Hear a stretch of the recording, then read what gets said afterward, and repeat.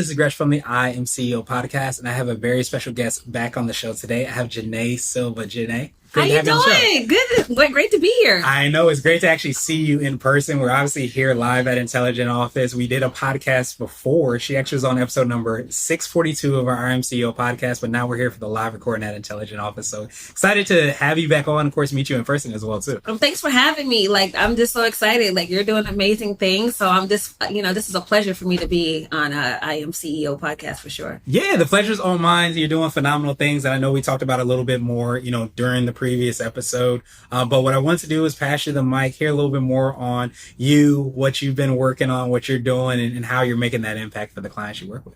Sure. So for those of you who don't know, I run a business called Her Collective Soul. Her Collective Soul is a sneaker wellness brand.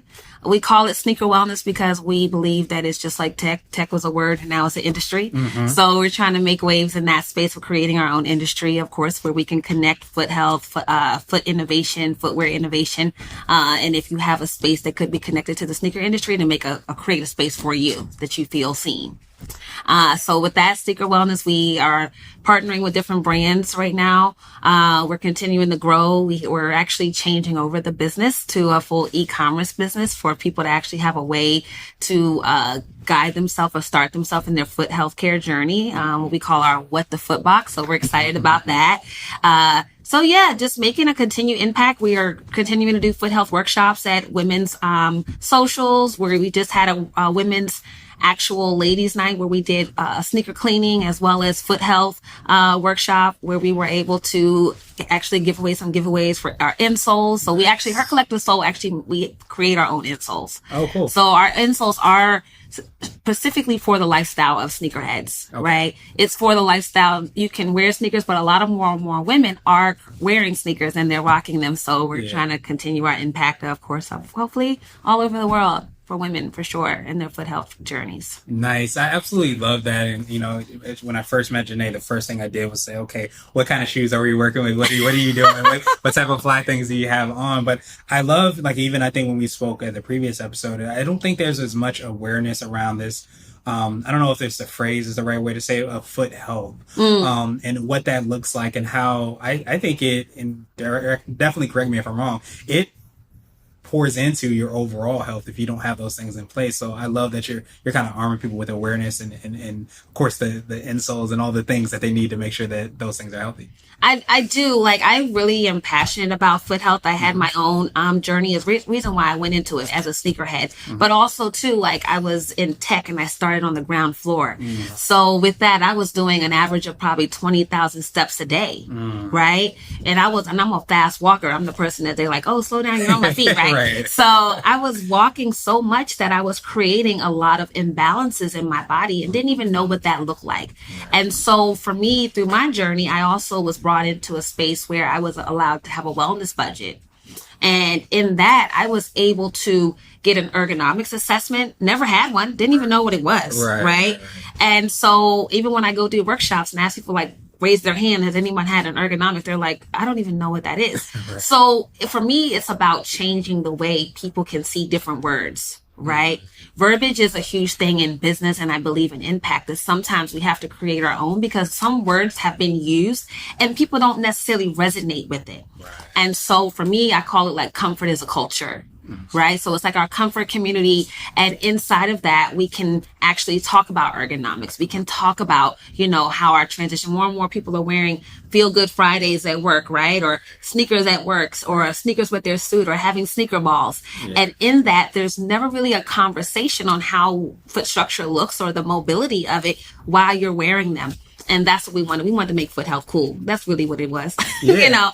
And so that's what we're continuing to strive to do. Yeah. A lot of times people come to me and they're like, oh, are you doing anything for men and this and the third? And it's not that we want to leave men out, but a lot of times in the conversations, women continue to have a lot more, and percentages will tell you, a lot more ailments, right? Maybe it's becoming a mom and his foot dropped. Maybe their foot got a little bit wider.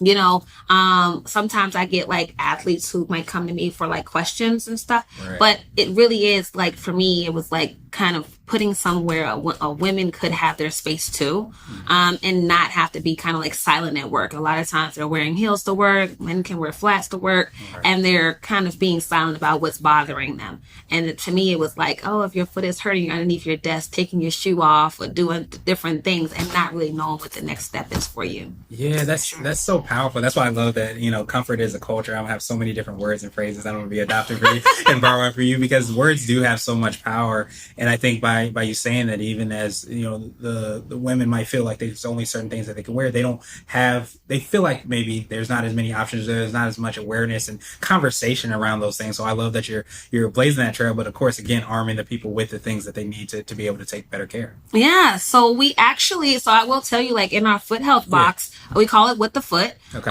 The first foot health box of the industry. And we include like our insoles. Okay. We're going to include like a stretch band.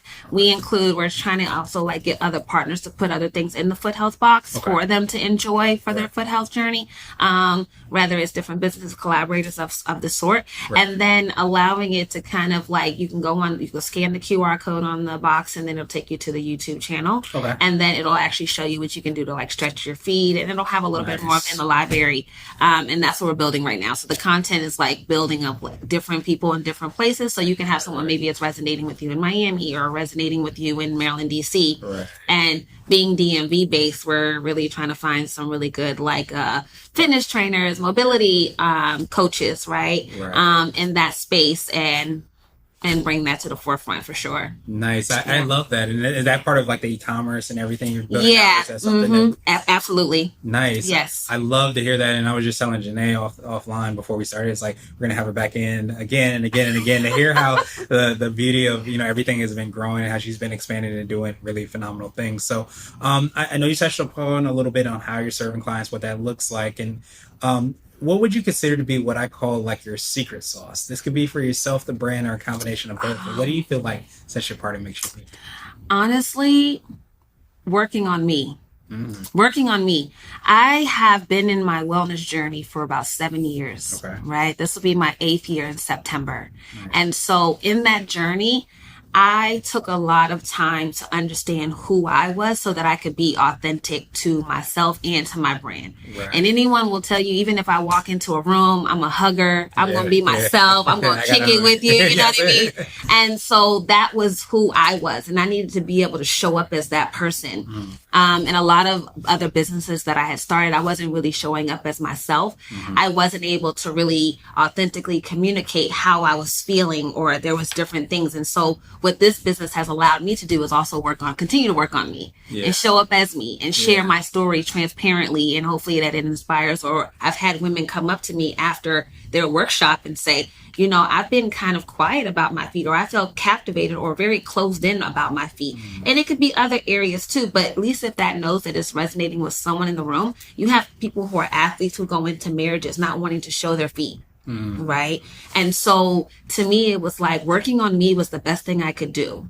Because a lot of times when people talk about burnout and we have these different conversations, working on me was the only thing that keeps me healthy. My self-care, my me time, my time that what I like to value is important. Coming up with my value system was important. Right. And all those things I call it my secret sauce was working on me. Yeah. That's so powerful. And I think what's powerful about it is I feel like a lot of times when we make the decision to be me, to be who we are, not only does it help to free us and it provides so much power, I think, as you said so well, it also gives permission to other people to be themselves as well too. When they see that you're saying you're being authentic to yourself and doing all those things. Let me ask you this: was it like a kind of snap of the fingers type of thing where you're able to kind of discover that, or was that also part of a journey? And it sounds like it might even still be part of the journey. Yeah, it's still part of the journey for sure. And honestly, I have this 3-step system that I actually created in my wellness journey. Nice. Probably about year 3. Okay. It was, I had to get ready again. Okay. I had to reinvest again, which I spent a lot of time in the reinvestment phase. And then for the last 2 years, I've been in the receive phase. I had to want to receive what was meant for me again. I had to want to be open to allow people to say, hey, like I can help you. Right. Because even when you're talking about even though I connect things with sneakers and wellness, a lot of times it's still your own well-being. and how I was able to view things, how I'm able to let things go in the business, how I'm able to contract someone out in the business, how I'm able to navigate, or if I walk in a room and I'm like, okay, I just need to spend a little bit of me time, and being like, this is okay, because I've created this space that you know me as a wellness entrepreneur, you know me as a well-being person, and this is what I exude. So if I take a little quiet time, or I say, hey, let me get about 5 minutes, or today's really not my day, I feel comfortable saying those things because this is how I process. Long as you can receive that and you can be able to articulate that, you set boundaries for yourself. Right. And so sometimes I think as entrepreneurs and business owners, sometimes we don't set boundaries for ourselves. We walk into a room and we're like, oh, I can do it. I can do it. Or coming from a corporate space, sometimes you're like, I can do it. I can do it. But really, you're raising your hand for something that you haven't even really absorbed to yourself or your time schedule. Right. You may have other things going on, and then we wonder why we're stressed, why we're burnt out, why we're not refreshed, and why we didn't even take the me time before you may start a new assignment. And that's kind of important to me, is making sure I take certain time before I even start an assignment or before I go into something I know is going to be aggressive, right? I'm never scared to take it on, but my navigation of things is a whole lot different compared to what it was before, right? I love that. So thank you so much for sharing that. And you're getting ready, reinvest, and then you said getting ready to receive. And then the reason, funny enough, I couldn't read the receive because I struggle with that as well too. Because I think so many times when you're a giver and you give so much of yourself, sometimes we don't want to actually take on the reception of whatever it might be, whether that be kind words, whether that be help, whatever that is. And I think givers sometimes struggle with that the most. But I love that 3-step system and how you said that created space and allowed you to create space. But I love what you said about being able to create those boundaries and even guard that space, because I think you can create it, but if something comes crashing in like, oh, can you do this or can you do that, can we partner here, and it's not really true to that space that you created, we can lose all that work we put in. So I think it's so powerful that you've been able to do that. Absolutely. Yeah, thank you. I mean, everything's, I think, just as like-minded, individuals, at just being in our own elements and building our own businesses, right? I think that it's important for us to share those things with each other. Or also when sometimes when I'm sitting, I'm like, I'll give you grace, and making sure that other person feels like it's okay. Right. Or that other business owner feels like it's okay. Because even in partner for us to collab or certain things, I've had to build relationships.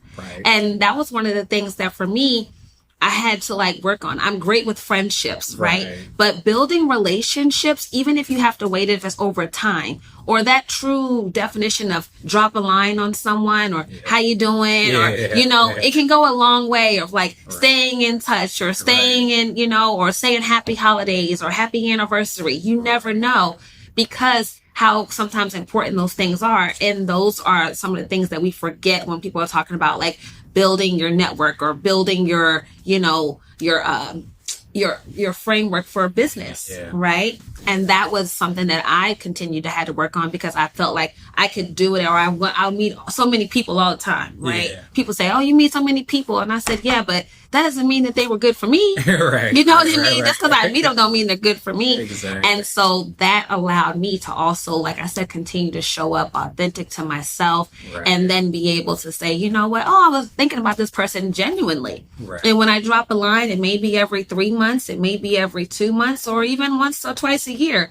But people come to my mind, and I sit down, and then I also have a family list. On Sundays, or I'm writing down everybody, or if I forgot somebody, I send a message out. I'm like, hey, I'm thinking about you. You okay? What's going on?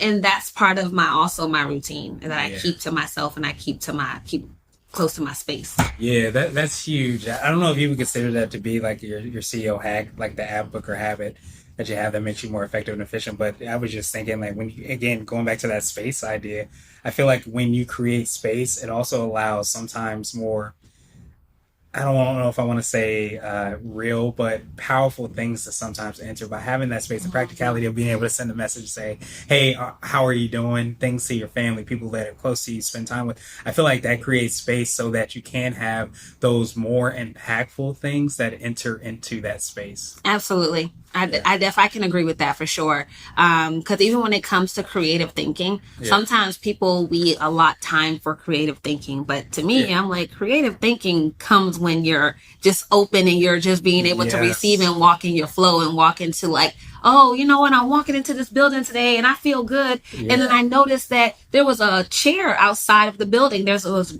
orange and it was white. And I was like, oh, that would look good on a conference floor. You know what I mean? Those type of things, like, I wouldn't be able to think about it if I was just walking with so many things in my mind or not paying attention.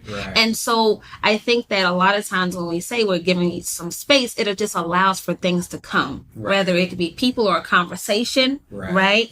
And so for you to be open to that, you have to be able to like, you know, let some things go and really create the space for sure. It's powerful. It's funny because I have, you know, I do like a night routine where the Google will play things. And I was listening to a coach years ago, and he gave me this visual of like being on like a kid on the jungle gym. And he said, anytime you're on the jungle gym, what you do is you swing from one rung to the other. But in order for you to go to the next rung, you have to let go of the previous rung. If you don't, you're stuck there. So it just reminded me of that because I think if we don't let go of some of those things, we don't have the opportunity to see that chair can look really nice in the conference room because we're holding on to all these things. I might take that analogy. So you hear me say I took it for somebody else, so there we go. But when you're able to swing to that next round, go to the next thing, be able to think, create, whatever that looks like, it's imperative that first step, or at least the step before, it needs to be letting go of those things. Absolutely. I think about even now that you say that, I do like freelancing for Meta too, right? So in the process, there's one of those games called Climb. Okay. And in the Climb game, you're trying to figure out which way to go and reminding you, if you've never really been in AI, if you've never been in, you know, the metaverse, you don't really know that it feels very real. Right? It feels very hands-on. And so sometimes we think that things can just be a quick of a grab. Right? Until you're like, okay, I'm looking to my left and to my right and I realize I have nowhere to go. You know, I might have to just go up. Or I may have to go back down to kind of go to the next, you know, to the next side or to the next trail I may see to climb. And so I think that that's a great analogy because so many times, even when I'm like playing that game, I'm always like, this game teaches me so much every time. Or I get to another board or I'm having to swing, like you said, or I'm having to do different things and it'll change in a quick of a minute. And now I went from climbing the rocks to swinging to the next guardrail or whatever you want to call it. And that is just so like important to know what navigation looks like or being open-minded to create that space. So I love that analogy. So. I love that too. And just how, you know, it's so applicable in so many different ways and different forms of fashion. So we might have already touched on this, but what would you consider to be what I call CEO Nugget? A little bit more word of wisdom or piece of advice. It might be something you would tell your younger business self if you were to hop into a time machine or potentially your favorite client. Well, you know what? I'm going to take a leap today. Okay. Because one of the people that I want to work with, I'm going to put it out there in the atmosphere. I believe in manifestation. And so, you know, I remember when I got to see Tiana Taylor. On a panel at Complex Con. I got to talk to her, Kristen Crawley, a couple other people, and they were doing a women's panel.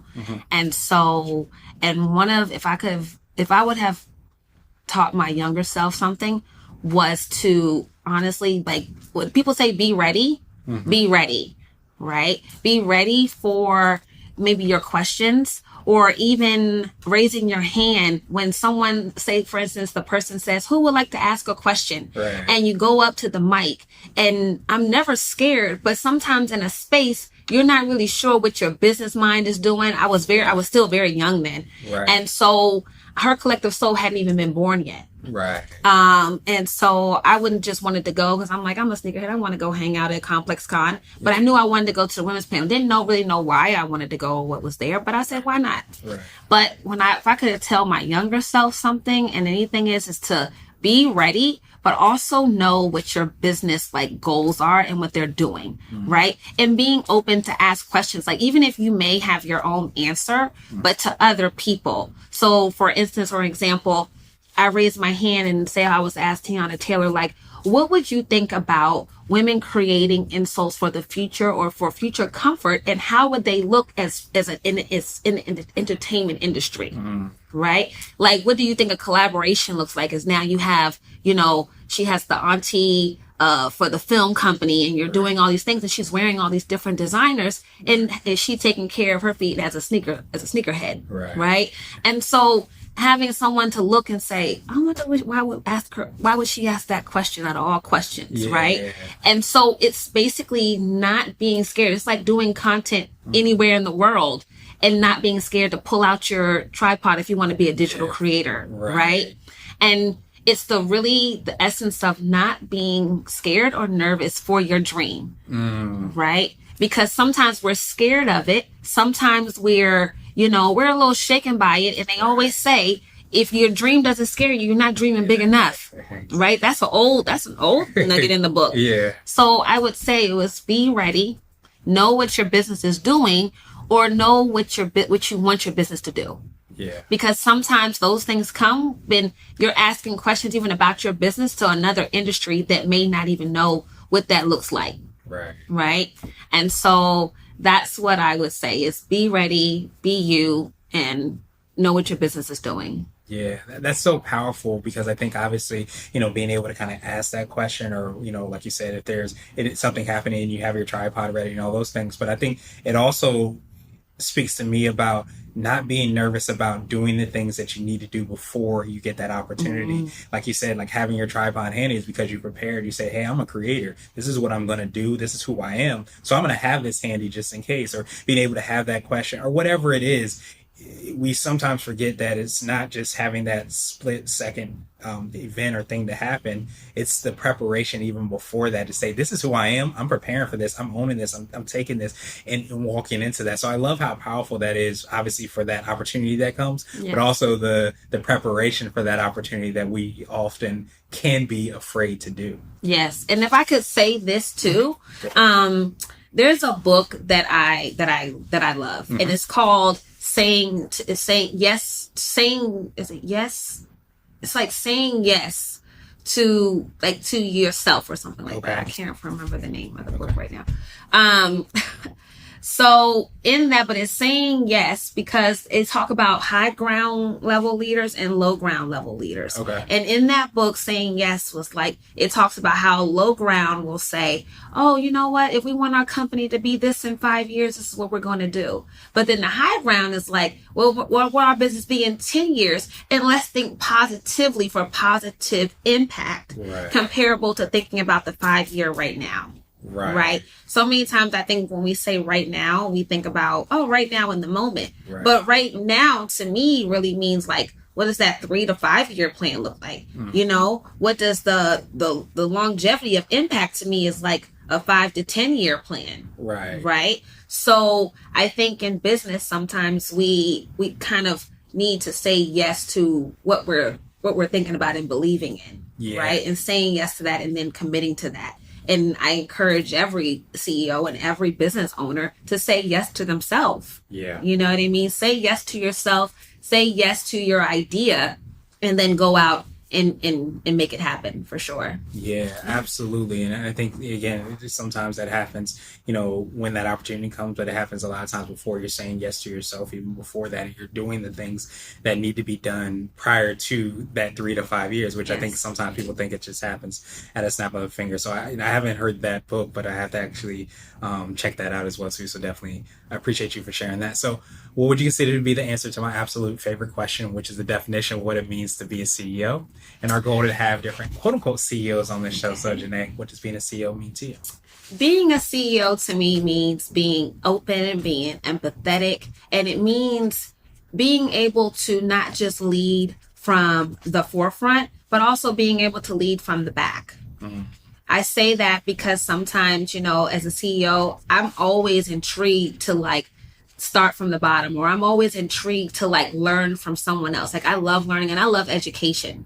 So I always say lead from the front and lead from the back. If you, the power of delegation is something actually that continues to grow, right? And knowing how to delegate, knowing what things are happening next, and then building to that. So I really believe that at the end of the day, being a top CEO is also just being empathetic, listening, delegating, and then also, like I said, being authentic to yourself.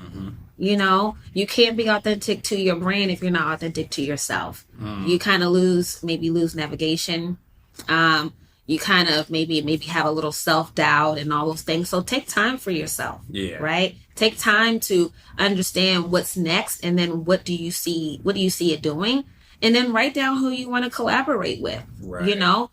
This year, I know for myself, I'm actually creating like actual, flyers for my vision board this year. I love it. Right? I'm using Canva to create flyers. I'm putting things in different places, so the flyers are going to look like they would be entertainment flyers, like you would see at an event. And I'm using those as my my vision board this year for 2024. So I love it. I love it. And it's so powerful, again, when you have those visions, you actually make those things practical. Again, those things set you up for that success. But I love the openness, empathetic, and of course the authenticity, because I think that anytime you're expecting, especially as a leader, whether you're leading from the front or the back, as you mentioned, we often don't realize people will march to the beat of the drum that we beat. Yeah, absolutely. Yeah. At the end of the day, like, who you are and what you embody is what you start to spread out in partnerships and employees and connections, whatever it might be. So it's so important for you to be authentic to that. So truly appreciate that definition. Thank you so much. I thank you for having me. I am CEO podcast. Definitely. I will be championing for it like I always do. Gershom is just a great, not only a great business owner, but also just a great person. He's always like on his 10 toes down and always on his mission. So congratulations on everything. And thank you again for having me, for sure. Yeah, absolutely. And one more thing before we pop off, what's the best way for people to get a hold of you, find about all of us? Oh yeah, for sure. You can contact me on my Instagram at Her Collective Soul. We have hercollectivesoul.com, where we still have our insoles up before we change over everything. We still have our Support Black Ergonomics hoodies on there as well. You can also reach us on LinkedIn on Her Collective Soul is everything, and then on Facebook it's Her Collective Co. Okay. Perfect. And then make it even easier, we'll have the links and information in the show notes too, so that everybody get a hold of you. So JeNay, definitely look forward to the next time and time after that we have you back on the show. But thank you so much for all the awesome work you're doing. Thank you so much, Gershom. I appreciate it.